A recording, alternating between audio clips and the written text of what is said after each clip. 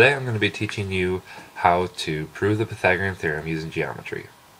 So first things first, we're going to create a right triangle. And using the technology I have available to me, I'm going to do that real quick. Have a perpendicular line, and I'm going to add a point to that. I'll hide this. Connect the dots. And there you go.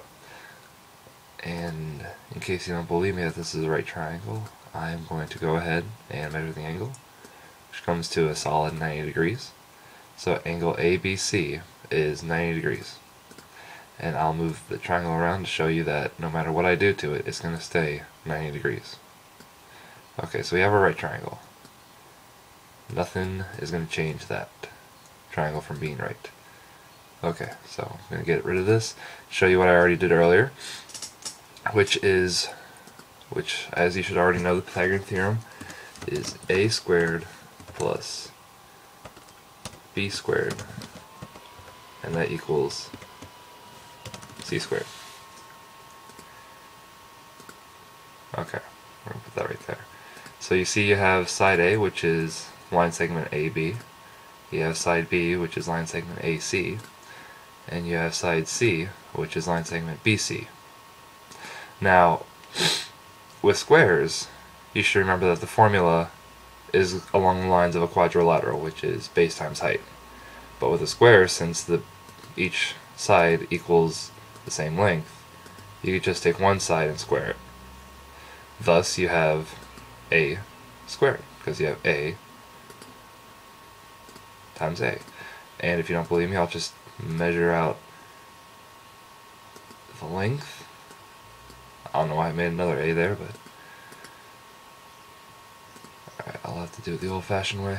Alright, so you see A and A prime both equal 5.16 centimeters. And just do a quick calculation.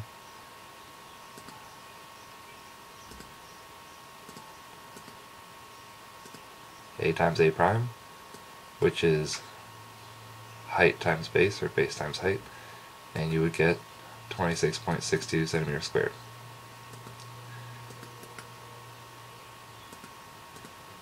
And so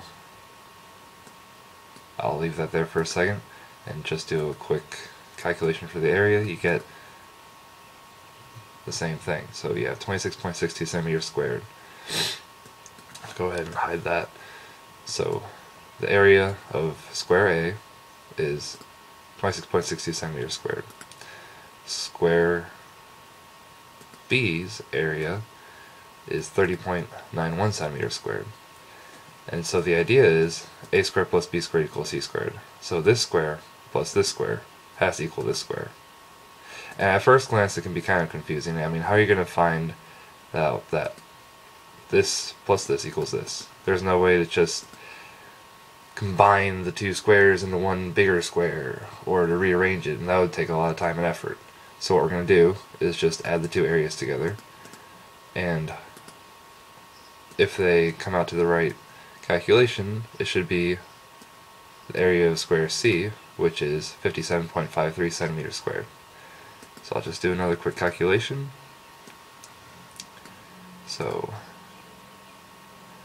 you add the two smaller squares, which is A squared plus B squared, and you get your 57.53 centimeters squared. Alright, now this doesn't necessarily prove the Pythagorean theorem, but this is a great first step because you see that these two equations are equal.